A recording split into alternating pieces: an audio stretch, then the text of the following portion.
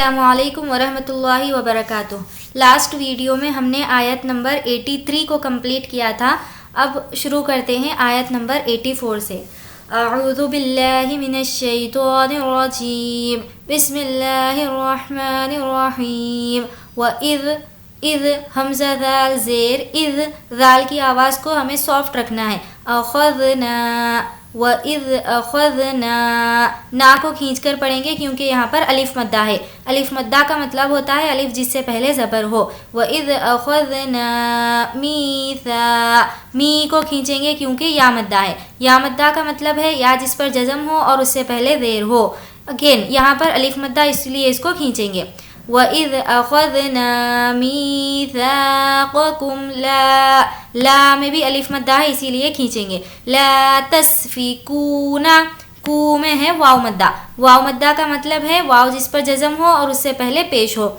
اسی میں یہاں پر تینوں حروف مدہ کے قاعدے کور ہو گئے ہیں، الف مدہ، یا مدہ اور واو مدہ۔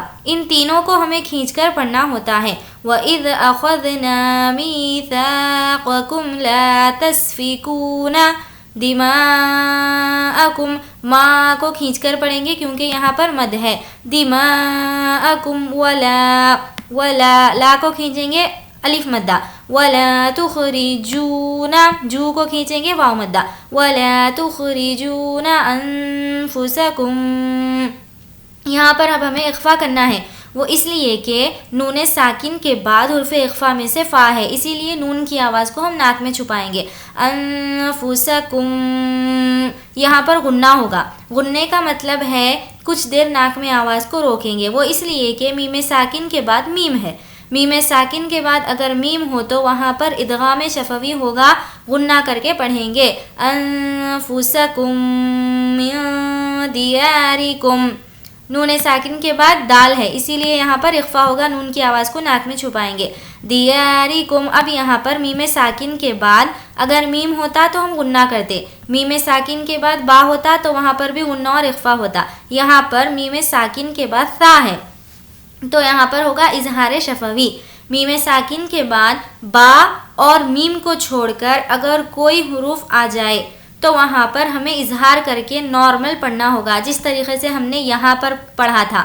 میم ساکن کے بعد لام تھا تو ہم نے بالکل نارمل پڑھا، یہاں پر بھی میم ساکن کے بعد واو تو ہم نے اس کو بھی بالکل نارمل پڑھا، اسی طریقے سے یہاں بھی۔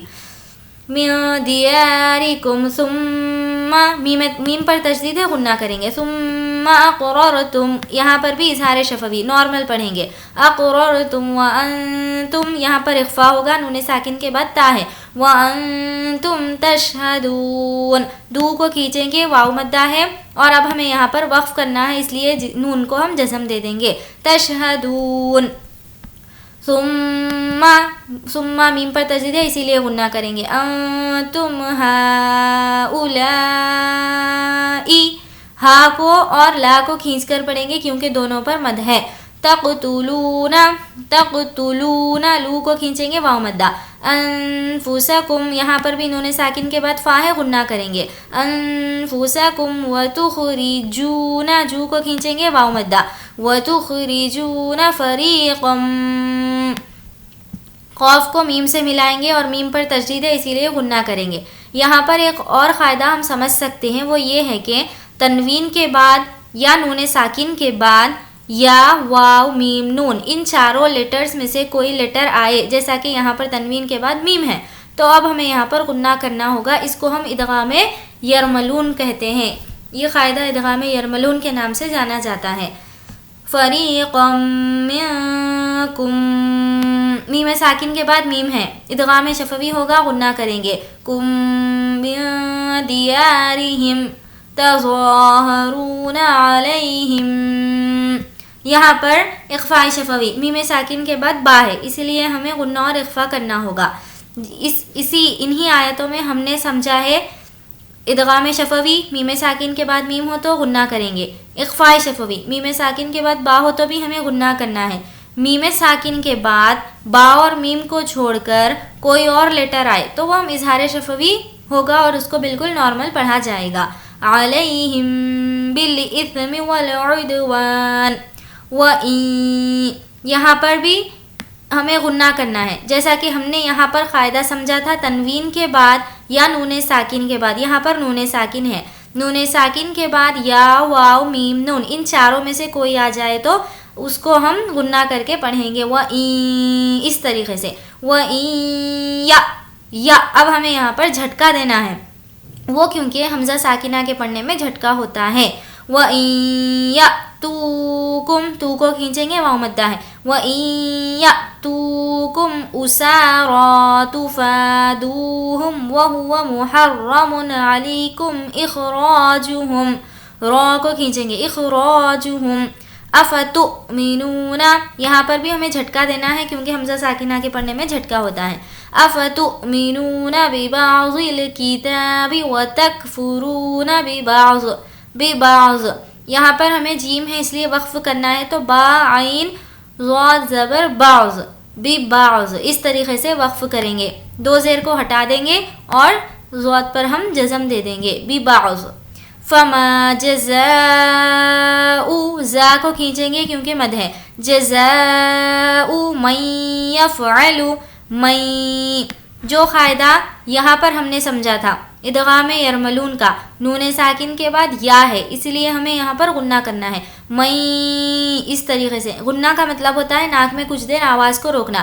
من یفعل ذلک منکم الا خزی، تنوین کے بعد فا ہے، غنہ ہو، اخفا ہوگا، ناک میں آواز کو چھپائیں گے. خزی فی الحیات الدنیا، حیا، یا کو کھینچیں گے، اس کے اوپر کھڑا زبر ہے، واو کو نہیں پڑھا جائے گا. حیات الدنیا.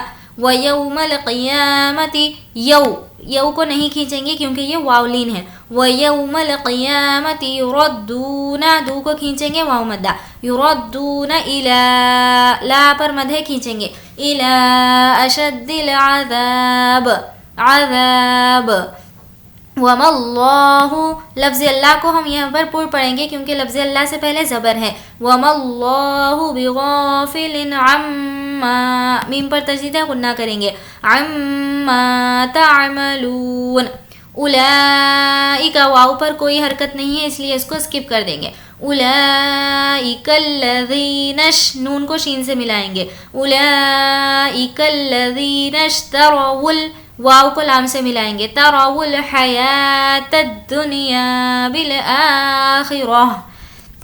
یہاں پر ایک اور قاعدہ سمجھتے چلے، وہ یہ کہ گول تا پر وقف کرنا ہو تو گول تا ہائے ساکنہ میں بدل جاتی ہے، یعنی اس پر جو بھی حرکت ہوگی اس کو ہٹا دیں گے، تا کو ہٹا دیں گے اور اس کو ایک نارمل ہائے ساکنہ کی طرح پڑھیں گے اس طریقے سے. روحا زبر روح، بالآخرہ. فلا يخفف عنهم العذاب، ذا کو کھینچیں گے کیونکہ الف مدہ ہے. عذاب ولا هم ينصرون.